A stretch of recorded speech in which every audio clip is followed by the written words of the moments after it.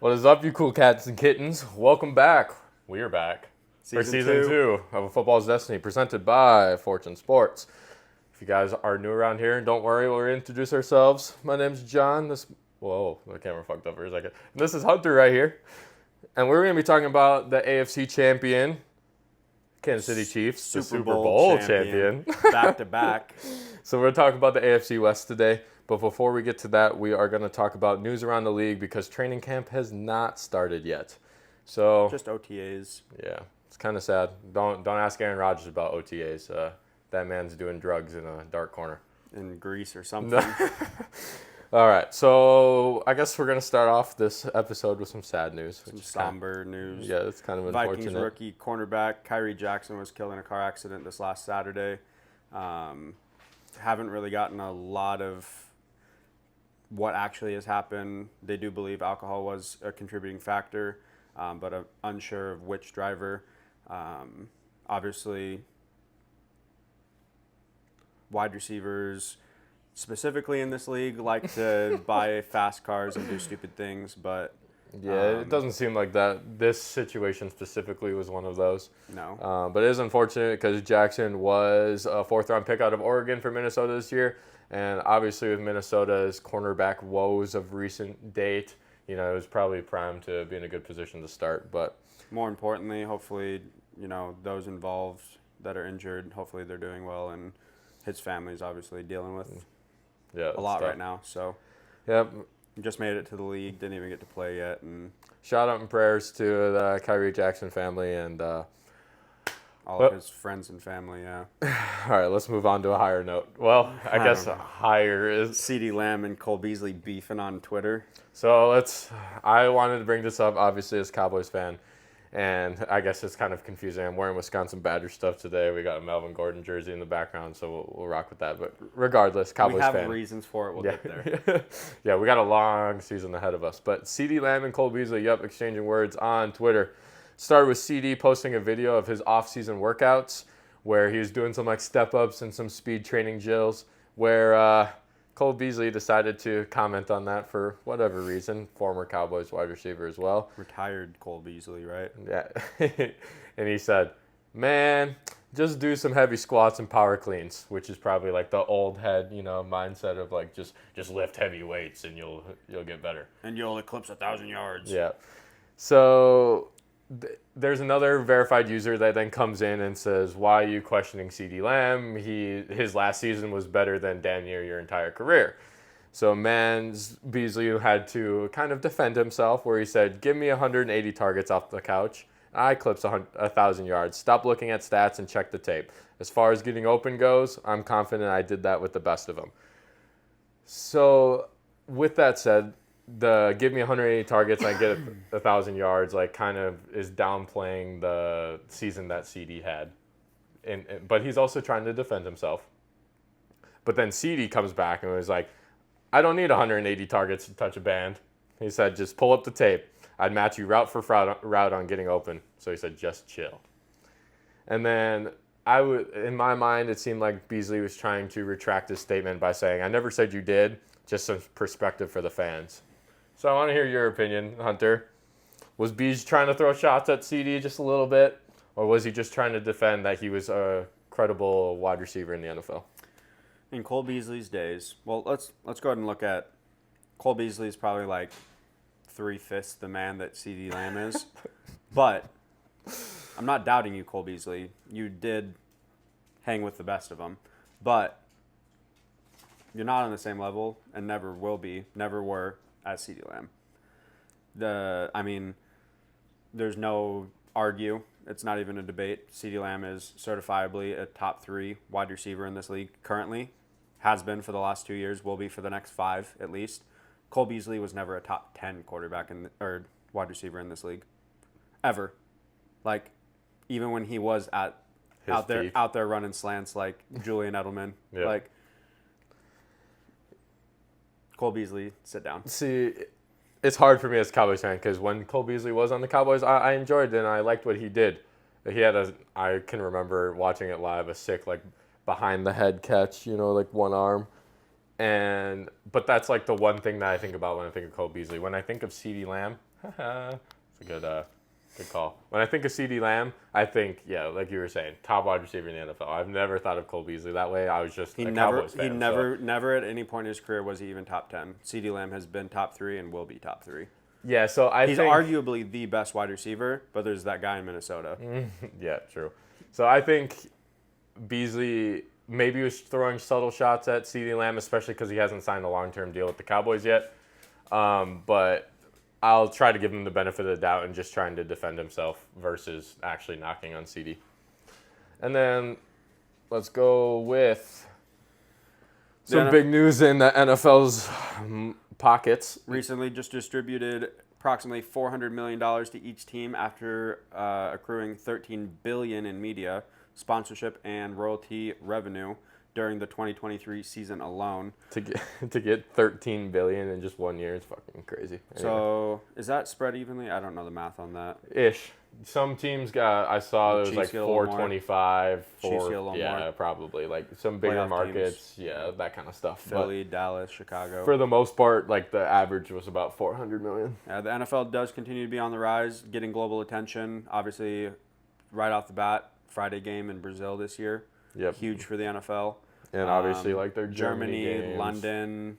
All the above. Well, they played 2 in England, 1 in London, 1 in...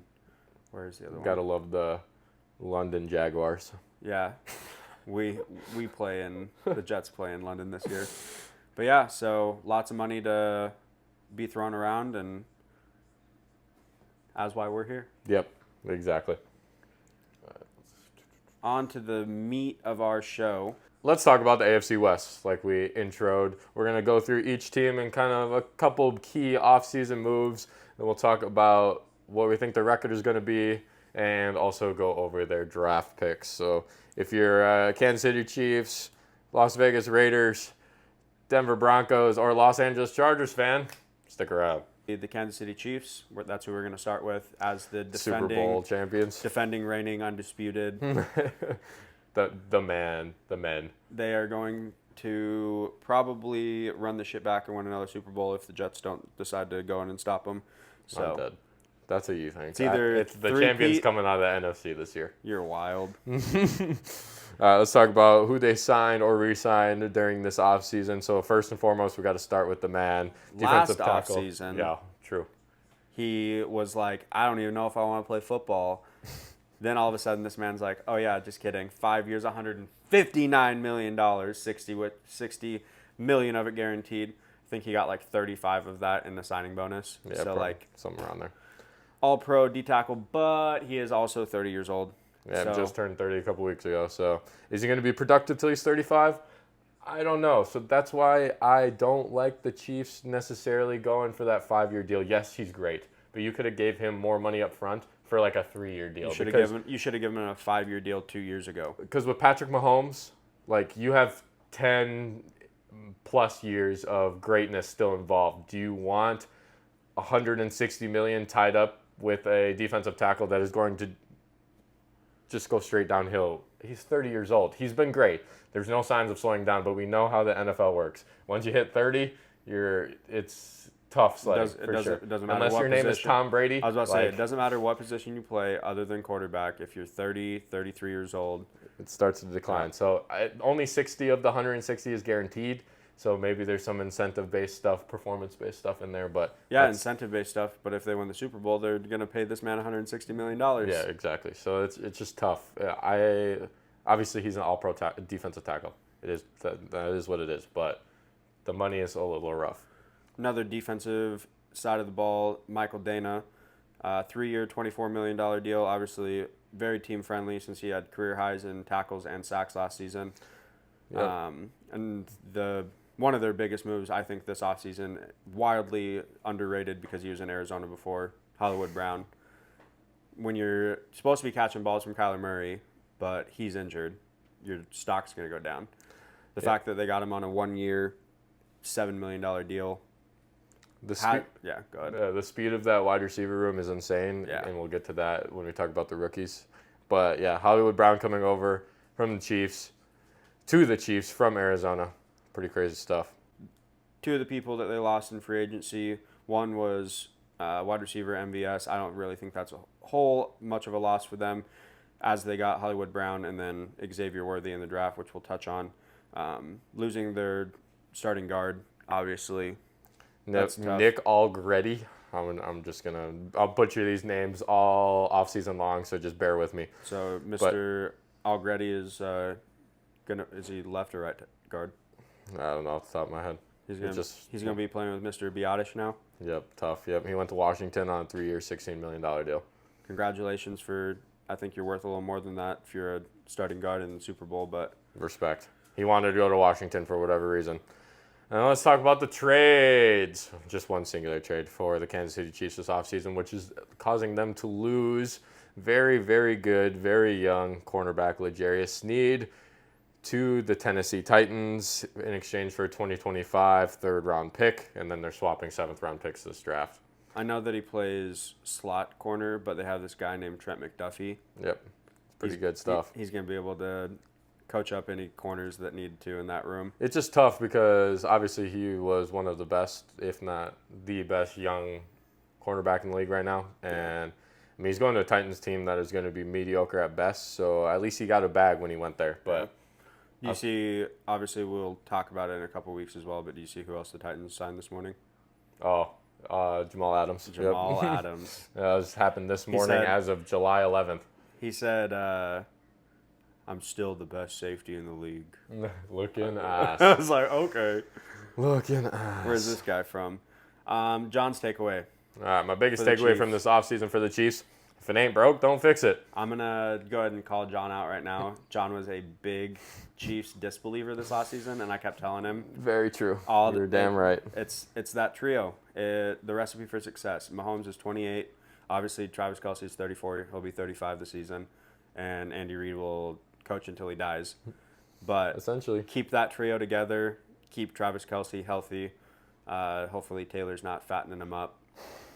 Well, you see Patrick Mahomes' dad bod recently. Oh, I guess it doesn't matter. Yeah, I guess it really does not matter. But yeah, that's the recipe for success. I already said it once. This is going to get clipped, so I'm going to say it directly into the camera. If the Jets don't win the Super Bowl, the Chiefs are going to. Boo! Nobody like that take. Boo! Just putting that out there. Respect. So this came as a surprise to me when I was looking back. I was like, I know the Chiefs were great. So I was like, well, how did the rest of this division go? Las Vegas Raiders went 8-9, and they were the second in the division. Beat the Chiefs actually once, too. So that's pretty wild stuff. So let's talk about them. We'll talk about their huge free agent signing, which is defensive tackle Christian Wilkins from the Miami Dolphins. 4 years, $110 million. Huge signing. Will have an immediate impact. Is that what they needed, though? No, they need a quarterback. They needed safety, corner, offensive line. There's plenty of them out there. Yeah. And they went, let's go get a D tackle, which is surprising to me. But from a guy, I mean, with Christian Wilkins, he's obviously proven himself. Oh, yeah. He's been great. But it's the whole impact player thing. You already have a guy named Max Crosby on your defensive line. Like, I understand having this guy on the other edge. Yeah, or even in the middle right next to him. It's gonna be great. But recipe for success is... Defense wins championships if your offense can put up points. At least a decent amount of points. Yeah. We'll get to that quarterback fiasco because they did sign quarterback Gardner Minshew from the Indianapolis Colts. 2 years, $25 million. Gardner Minshew. Who's that? Yeah. Stop. He's good enough for the Colts when Anthony Richardson went down last year. Yeah, you're not wrong, but almost made the playoffs. He's not a starter in this league. That's something that... But is Aiden O'Connell? He's Blake Bortles at best. Blake Bortles went to an AFC Championship game. Blake Bortles got handed an AFC Championship game. By Saxonville. True. So what? Christian Wilkins coming in. Maybe we're both wrong. The Las Vegas sack exchange. Yeah. I don't know. The Las Vegas sack slots.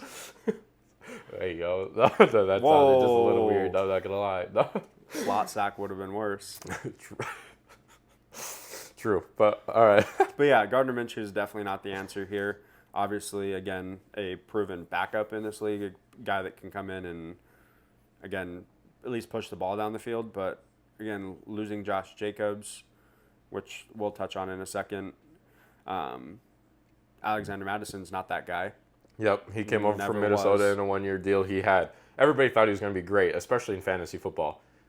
With Alexander Madison being the starter for the Vikings, did not pan out that way. Yeah. I think he will honestly be the RB2 behind Zamir White, who played really well in the absence of Josh Jacobs last year. He eclipsed 100 yards at least twice, if not more. It's one of my fantasy sleepers this year. That is going to be a really good pick if you're a fantasy football guy. Just keep that on the lookout for the late rounds. But as Hunter touched on already, running back Josh Jacobs with a surprise twist that nobody saw coming. Nobody. Went to the Green Bay Packers on a 4-year, $48 million contract. They said, bye, Aaron Jones. We'll get to that when we talk NFC North. That was insane to me. And when we get our Packer fans on this cast, when we talk about the NFC North, we'll deep dive into that a little bit more. And then defensive end. Bilal. Yep. Nichols. Went to Arizona on a 3-year, $21 million deal. No trades to talk about for the Raiders, so the biggest offseason takeaway that I got is there's going to be another year of Aiden O'Connell or let Minshew Mania take over. So I think, just to touch on that specifically, you let Aiden O'Connell start the season, and if you're under 500 after 7-8 weeks, there's no reason to not let Minshew loose. Yeah, since Aiden O'Connell started and did decent, not bad, not good. You let him see what he can do in the second year of the offense, especially since they retained their head coach. Yeah. But if you're 0-4 in the first 4 games, you throw Minshew in there and hopefully save your season. Yeah. My whole thing with Gardner Minshew is this is kind of the point. He's been in the league for 4 or 5 years now. Yep. This is kind of where his career could go to die. Or he's a resurgence and they make the playoffs somehow. Not in even a stacked not AFC even that. If Aiden O'Connell shits the bed and they're 1-5 after 6 games, 1-5, your season's not salvageable. He can come in and win meaningful games, especially against powerhouses like the Chiefs. Even be close in games like that. Then whether he stays with the Raiders an additional year is yet to be seen, but that will raise his stock. But if he comes in, they're 1-5. They finish the season 3-14.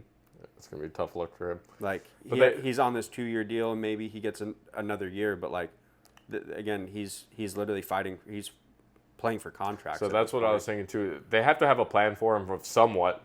If they sign him to a 2-year deal, like off the bat. You know, most times when you see bridge quarterbacks like this, they get 1, and that's it. But if it's 2-year, $25 million. Yeah, unless your name is Jimmy Garoppolo and you just continue to get bags.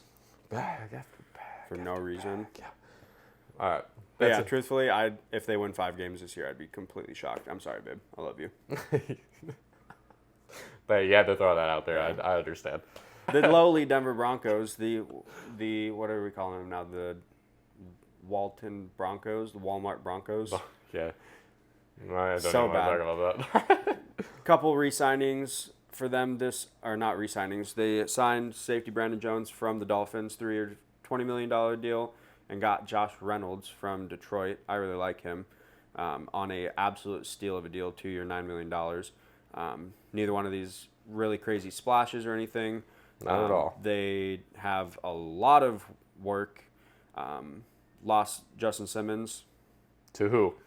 Nobody yet. to the NFL or free agent pool. Yep. Obviously, Brandon Jones is not a replacement for Justin Simmons. Yeah, all-pro Justin Simmons. But my question is, why is this man not on the team yet? Too much money thing. Yeah, I talked to Damon about it. It's either he wants too much money, or the teams just don't want to pay him. So it's either, or he is waiting to see how OTA's training camp goes. Maybe somebody gets injured, and then the teams are forced to pay him the money that he wants because they need a replacement. Or he ends up on a Super Bowl contender. Yeah, because there's not the lowly Denver Broncos. Yeah, this guy is put in work on the offseason regardless, whether he's on a team or not. He will be team ready whenever somebody decides to pick him up.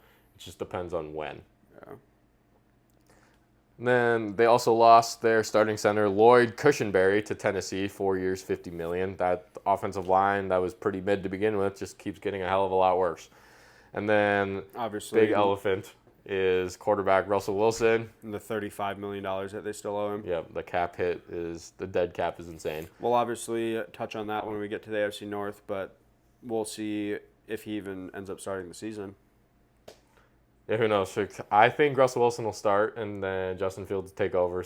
Kind of like the same thing we were talking about the Raiders. Unless Russell Wilson is 10-4. Yeah, and then they'll be all right. But see, the thing is that Russell's getting up there in age as well, theoretically. As long as the Steelers can stay 500, that's all the fuck. That's all they care about. That's literally all they care about. Because 9-8 can get them a wild card spot, or it doesn't ruin Tomlin's streak.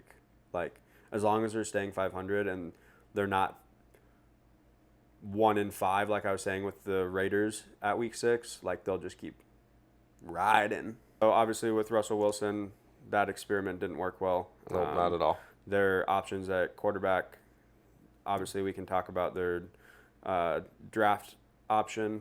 Bo Nix, which we'll get to in a little bit. And they traded for quarterback Zach Wilson from the New York Jets. Both options I would not want if I'm an NFL head coach / GM / anybody in the organization. But hey, sometimes you got to work with what you got. And it's super funny because obviously the media, they say what they want. You read one thing, it says this. You read something else, it says this. I've read 3 different reports, one saying Zach Wilson is going to be the starter. I've read another one saying that he's throwing interceptions more than he's throwing completions in practice. And then other ones that are like, why the hell did we even trade for this guy?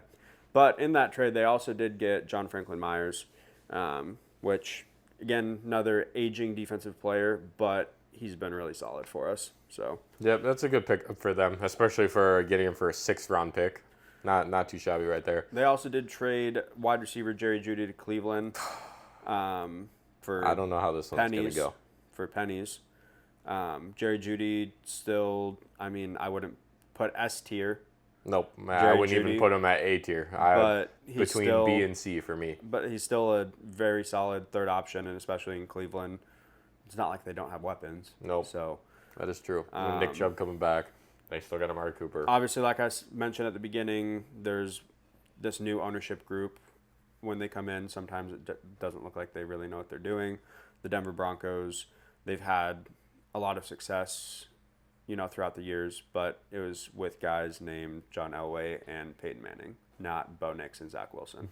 True that. So for Denver, I honestly was really hoping that the Russell Wilson thing would work out there. But here we are. Here we are.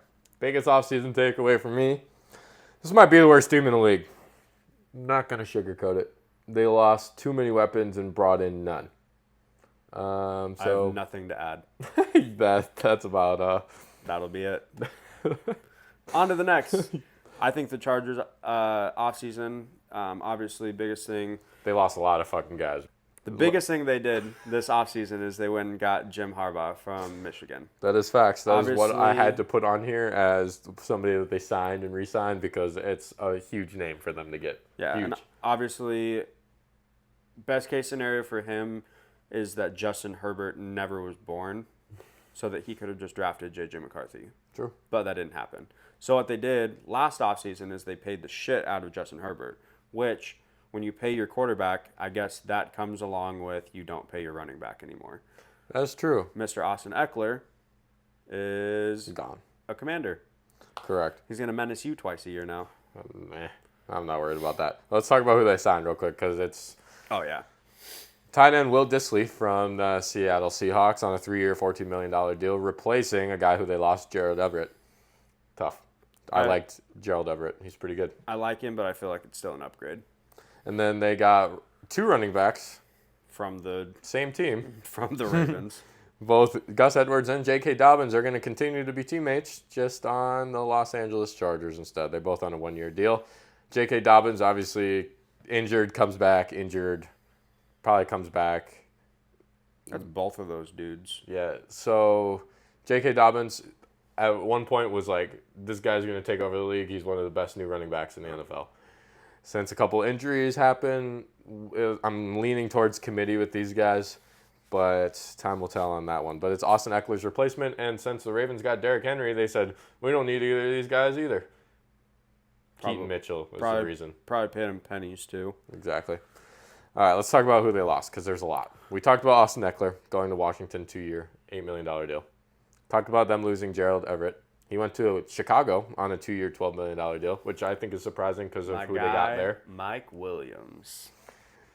And Hunter loves this signing as wide receiver Mike Williams went to the New York Jets on a 1-year deal, which is interesting to say the least. Aaron Rodgers gets another weapon. I was about to say, he's not lacking weapons now. Nope, that's for sure. And then also linebacker Kenneth Murray went to the Tennessee Titans. Low-key, the Titans had a decent offseason. We'll obviously get to them way down the line when we get to their division. They just have a quarterback that likes to eat mayonnaise. In his coffee. That is very true. And then they lost their starting center, Corey Linsley, to retirement. Tough. Another one bites the dust. Okay, so he's contemplating retirement. Another one bites the dust. And then he comes back for last year. Misses 14 games with injury, and then he decides, okay, this is it. He just wanted to get that bag. Did that. Oh, well, speaking of losing people still, if you're a Los Angeles Chargers fan. For a 4th-round pick. You lose your number 1 wide receiver, Keenan Allen, to Chicago. And your number 2 wide receiver. To the New York Jets. Yeah. So there's your number 1 wide receiver right now is Quentin Johnston, who had the case of the drops last season, to say the least. So... But when you have a guy that you paid $262 million to, hopefully he can throw the ball to anyone. Yeah, when you get a head coach like Jim Harbaugh and you have a $262 million quarterback, you have to expect those guys to elevate everybody else on your roster. So that's my biggest takeaway for the Chargers is that if those two can do those things and elevate the rest of the people on the roster, they'll be okay. If they fail to do that or even do it not at a high tier, they're a 5-win team to me at best. Yeah, my thinking with them is what I mentioned earlier. They kind of have this same thing as the Giants. Hey, we just paid Daniel Jones. Hey, we just paid Justin Herbert. There's no reason that we need to go and pay a top-tier running back. If we're paying this guy $263 million, he needs to be throwing the ball.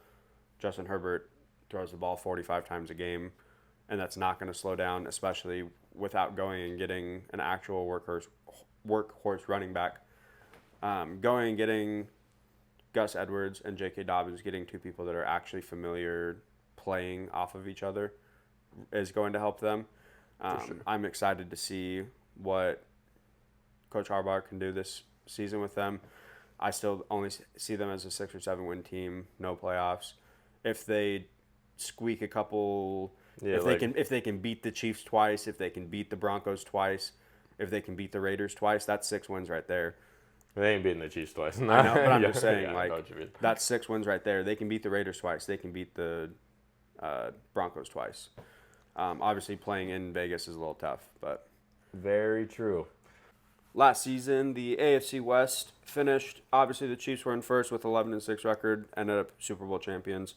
Raiders were 8-9. Chargers finished 8-9. Nope. Broncos finished 8-9. Oh. Chargers are 5-12. Go ahead.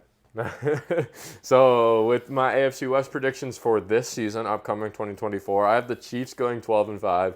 It's hard to deny them, if I'm being honest. I get the Raiders going 6-11, Chargers 5-12, and Broncos 5-12. I'll put the Chargers over the Broncos because I think they'll win the head-to-heads. Yeah, I think that with you having 3 teams, 2 with 5 wins, another with 6.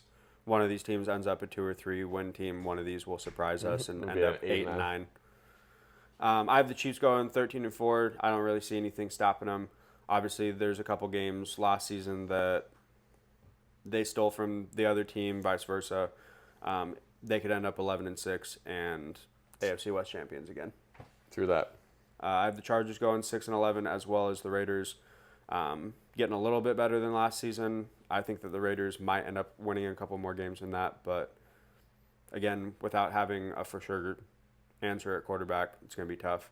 And the Broncos going 3-14. It's going to be a bad season if you're a Broncos fan. That's a tough look. And I know bad seasons. I'm a Jets fan. All right, so now really quick, we're going to deep dive into the draft, recap each team's draft, probably like their first top draft picks, people that we think might start right away. Obviously, each team has probably 7 draft picks. And don't have enough time to go through all that. And the Chiefs' first-round draft pick is definitely going to be a day 1 starter. If he doesn't get the ball the very first snap of the season, I'd be very surprised. Mr. Xavier Worthy out of Texas broke the 40-yard dash record at the NFL Combine. Get him at round 1. Which was held by John Ross. Yep. Or is it, John Ross, which pretty much solidified him a first-round pick. Because with pick 28, he definitely could have slipped into the second round. So it's crazy because the Bills traded this pick. They were sitting at 28. The Chiefs. When the Bills wide receiver room is bad, bro. Khalil, whatever his first name is your wide receiver one. When you have somebody like Xavier Worthy who can take the top off a defense so easily, how do you just trade this pick away to your rival? When you have guys, to the guys that own you. When you have guys like Dalton Kincaid that own the middle of the field. Like, you really just need someone that can actually go and get a deep threat. You trade Stephon Diggs. Like, who's your guy? You could have got him right here, but no, you said, here you go, Chiefs. You can get better while we continue to suck. Yep. We'll see you in the AFC Championship game again next year in a loss. Yeah. If Xavier Worthy can't contribute right away, it's a disappointment. Obviously, we've seen Chiefs take chances on wide receivers the last few years. Juju, MVS. They bring back McCall Hardman. Nothing really bats an eye, but they still win the Super Bowl. So when you get a guy like this... Because they have the best wide receiver in the league, and his name is Travis Kelce. You go get Hollywood Brown. So now with Travis Kelce owning the middle of the field, you got two lightning fast guys on the outside. Lightning fast guys that can absolutely burn damn near every corner in the league. Makes it scary because that was the biggest talk of the Chiefs last offseason was their wide receiver room pretty mid. Like, what is Patrick Mahomes going to do? No Tyreek Hill. Travis Kelce is still out there, obviously, but that was their only guy at the time. But he still made those guys, they were good enough. But now their wide receiver room gets better. They won the Super Bowl with a mid wide receiver room. Now I would say it's a little bit above mid. It could be great, depending on how it goes. Depending on how Worthy fits in. Obviously, again, the last couple of years, there's been one rookie wide receiver that has just absolutely taken off. This last year, Puka Nacua. The year before that, Garrett Wilson. Can keep just going back. CeeDee Lamb broke 1,000 yards his rookie year.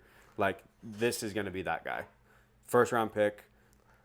There's a chance with another guy that's coming up for this team right here that could be in that same conversation as well. We'll get there. I'm going to let you try to butcher this name. Thanks. So, because it's your school. I didn't. No. Not at all. Round 2, pick 63, offensive tackle, Kingsley Sua Matawa. Close enough for me. He was out of BYU, and the Chiefs traded up to get him. So their third-round pick from last year, Wanya Morris, will have some competition at the other tackle spot because they paid the bro from Jacksonville last year. Yeah, I think that offensive line is probably after their second Super Bowl, like of the 3 that they've won, that was the one that he was just getting chased. Mahomes was just getting chased. That ankle got hurt leading up to it. They were like, even if it is a guy like this, we have to up this offensive line to make sure that Mahomes is happy. So with a guy that you pay $500 million, you have to make sure that every step of the way he's happy. True that. So I read this thing on ESPN. Shout out to them. They're always great. That the Chiefs were offensive tackles were pretty bad at run blocking last year. They were 31st in the NFL, only behind the New York Jets, or only in front of the New York Jets, who were 32nd, which is tough. Sorry, I had to bring that up. But this guy at left tackle is more of a run block guy. So I could see, it depends. If Wanya Morris can improve his run blocking and he protected Patrick Mahomes pretty well last year, then I still think he's the starter. But like I said before, if they traded up to get him, there's got to be playing time for him somewhere. Yeah. Raiders' first-round pick was a guy that I really wanted. They ended up taking him one pick before the Jets pick this year. Tight end out of Georgia, Brock Bowers. Weird-ass pick, to say the least. Definitely because they drafted a tight end last year. In the second round, who didn't have as much. Obviously, this is a guy that he's not going to transform your football team, but he's going to go out and do his job. So, yeah, when they got... Another wide receiver in a tight end body. Yeah, so when they got tight end Michael Mayer, he was considered probably the best tight end in the draft last year. He fell to the second round. They got him. That was all good in the hood. But he only had 27 receptions for 304 yards and 2 touchdowns last year. Not really mind-blowing stats. Yeah. So I understand getting out a guy like Brock Bowers because, like you said, he's a wide receiver in a tight end body. So you can use him into, like, traditional 2 tight end sets where you can have him on the line, or you can have him playing in the slot or even on the outside where you can still have Michael Mayer play that traditional tight end spot. So maybe he can complement Devontae Adams as another pass catcher because Michael Mayer was not really able to do that last year. Yeah, I mean, obviously, stats like that, 27 receptions, 304 yards. I think CeeDee Lamb had 304 yards in one game this year. 2, but yeah. What was it, 216 or something in that one game? Yeah. So, 2 touchdowns. Obviously, go and get a guy like Bowers. Even if 2 tight end sets, it's who are you throwing the ball to? Well, you have to do this 2 tight end set idea that they have. They're both open. Who do you throw the ball to? Bowers. Bowers has one guy on him, and Michael Mayer is open. Who do you throw the ball to? Bowers. It's so funny they say that. But, yeah, the Raiders, I mean, using this, they had so many other needs. So to go get another tight end when you just drafted a tight end in the second round last year is weird, but they have a plan. So I'm just going to trust the process. Whatever their plan has been so far over when's the last time the Raiders made the play? Okay, I can't say that. The Jets haven't made the playoffs since 2010. But respect. I mean, the Raiders are damn close. I mean, they made it one year. Derek Carr, Hunter Renfrow, they were all really good. But outside of that, in 2015, the Jets went 9-7 and didn't make the playoffs. Shucks. Come on, it's magic. Round 2, pick 44, a guy that I really wanted on the Cowboys. He kept telling me about him. The Raiders went and got him. Is guard/center. He's going to play guard for the Raiders. Jackson Powers-Johnson out of Oregon. He started at center at Oregon. The Raiders already said he's going to play guard with them because they did re-sign their center to a multi-year deal. So obviously you're not going to have a rookie come in and take that spot. Another thing that jumbles this up is that they signed guard Cody Whitehair, which is a good veteran guard in there. But obviously if you're taking a second-round pick, this guy is massive. You want him to start. Jackson Powers-Johnson. He was really good. He won this award his last year of best center in college football. So, I mean, obviously transitioning to guard, he's played both. So it doesn't really matter. You're really close. Just you don't have to snap the ball. So I like them. That I really think that even though they signed Cody Whitehair, that Jackson Powers-Johnson is a starter week 1. Yeah, 2 positions they really needed that they went for in this draft a little later, 3rd and 4th round. Offensive tackle out of Maryland, Delmar Glaze, which obviously with a name like that, you're going to have a lot of fans. And then cornerback out of Mississippi State, DeCameron Richardson. Obviously 2 names to look out for, but also probably not going to be impact players day 1. Yep, those were the 2 biggest needs when we talked about NFL draft, offense, tackle, and corner for the Raiders. They went with it late. They decided to get positions that they already had. See if it pans out for them. We already did talk about quarterback Bo Nix a little bit. Round 1, pick 12 out of the 6th quarterback pick in 12 picks. That's crazy. Yeah, so obviously Bo Nix and Zach Wilson are the one of the 2 presumed starters. Both will see playing time. If I had to guess, probably both of them will early. Play. Yeah, both of them will play. I have a weird feeling that Zach is going to start the season just as the veteran. But if he's seeing ghosts like Sam did in New York, over there in Denver, it's tough. With that high elevation, bro, you don't know what you're seeing out there. You can't also, breathe. Congratulations, Zach Wilson, on your engagement. MILF Hunter is off the market. Off the market. Sorry, ladies. Tough. Go find yourself a different MILF Hunter. There's probably plenty of them in these leagues. Hunter. What? You said MILF Hunter. Hunter. I'm off the market. I've been off the market. Said no. All right. Sean, I saw this on ESPN too, so I want to bring it up.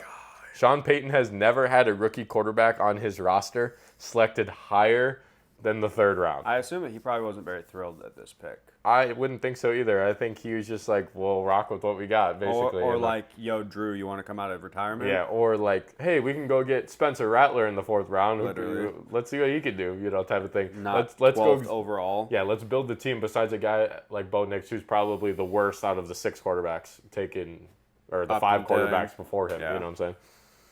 On to the Chargers. Round 1, pick 5. A guy that I really wanted the Jets to go get to be able to help Aaron Rodgers this go season. trade up for him, but it never happened. Justin Herbert, you're a lucky guy. Joe Alt from Notre Dame, probably the best player in the draft. Yeah, I would say it's pretty damn close. I understand Caleb Williams was in the draft. Marvin Harrison Jr. was in this draft. But actually, draft grade, pro ready. Joe Alt is that guy. Yep, he's a big bro too. Big boy. But when Justin Herbert isn't pressured, his touchdown to interception ratio is the best in the NFL. But the problem is he's always under duress. So bringing in the best offensive tackle, arguably the best player in the entire draft, should help with that. Especially with all-pro Rashawn Slater on the other side. So Joe Alt was a left tackle. Rashawn Slater plays left tackle. So it's rumored out of Chargers camp that they're going to shift Joe Alt over to the right side, which might I'm sure he'll be fine. some issues, but like you said, I would think he's going to be fine. He's got to learn to They wouldn't have taken him without talking to him and be the like, other way. hey, bro, you cool with right tackle? And he's like, yeah, I can play both. You know? Yeah, that's fine. I just have to kick with my other leg instead of, just flip your stance a little bit. But we'll see how it goes. Chargers should be able to protect Justin Herbert now, which means that he can throw to this guy. Round 2, pick 34, just right outside the first round, is wide receiver Ladd McConkey. What a fucking name to begin with. Out of Georgia. At worst, this guy's wide receiver 3 behind Quentin Johnson. Sir drops a lot, and Joshua Palmer. But they both had their struggles. Like I mentioned, Sir drops a lot, and then also Josh Palmer had some issues injury-wise. Again, with Justin Herbert throwing the ball 40, 45 times a game, This guy should be... All of these guys should be able to... They're going to have 10, 12 targets a game. Yep. Well, see, that's why. Who's going to take that Keenan Allen role? Keenan Allen's getting 15 targets a game, damn near. Okay? Not any of these three. Especially when Mike Williams went down. Like, Keenan Allen was that guy. So if Justin Herbert's going to throw the ball still as many times as they're saying. Again, there's always that rookie wide receiver. I wish I could do a Chewbacca noise, but I can't. There's always that rookie wide receiver that just pops the fuck off. Again, Nico Collins, Tank Dell, both of them obviously having a guy like C.J. Stroud, but Justin Herbert's no slouch. Nope, not at all. He can. They paid him $263 million for a reason. I think my biggest takeaway from the AFC West, John, would be that the Chiefs reign supreme. I don't think that was ever in question, so that's my clothing. That's your 2 cents. This time next year, timestamp it, mark it. We're going to be talking about Travis Kelce's retirement. I mean, with his brother Jason just retiring this year. He's trying to get married too. Yeah, to trying to probably have those kids. So he's seeing Jason, how happy he is. I think this time next year we're talking about Travis Kelce's retirement. I hope we're not talking about a Kansas City Chiefs three-peat. Me neither. But time will tell on that one. Obviously, my other thing, I'm actually standing by that. If the Jets don't win the Super Bowl, it's going to be the Chiefs. I just hope it's the Cowboys. My thoughts about the AFC West, my closing remarks for this division, having the Super Bowl champion come out of it, is these other 3 teams, they had a lot of changes happen this offseason, but none of them were even remotely close to getting close to the Chiefs dethroning them. No. Some of them are moving in the right direction. Some of them are kind of just treading rocky waters right now. There's definitely some other teams throughout the league, once we do each division, that have doing their best to try to dethrone the Chiefs. But it's safe to say that the representative in the playoffs of the AFC West is going to be the Kansas City Chiefs. And probably no other one representing the wild card. So it's tough. Obviously, we'll see how the season goes. There's a long NFL season ahead of us on the horizon. But I'm saying it's going to be the Chiefs, and it always was. So that's going to be it for the AFC West. We're so excited to be back with more of these coming up. Our next division is going to be on the flip side, still stay on the West Coast. We're going to talk about the NFC West with the NFC champion, San Francisco 49ers. It's very fortunate for us that both of the West divisions represented in the Super Bowl. It's easy to talk about them right away. But AFC East, NFC East this year. I hope so. I sure as hell hope so. But until next time, we love you. Thank you very much for tuning in. Take care of yourselves. This is Fortune Sports. Signing off. Peace out. Stay safe. I'm just trying to get paid. Call me Odell Beckham, cause I'm always making plays. And alright, designer, bitch, Gucci, fuck your J's.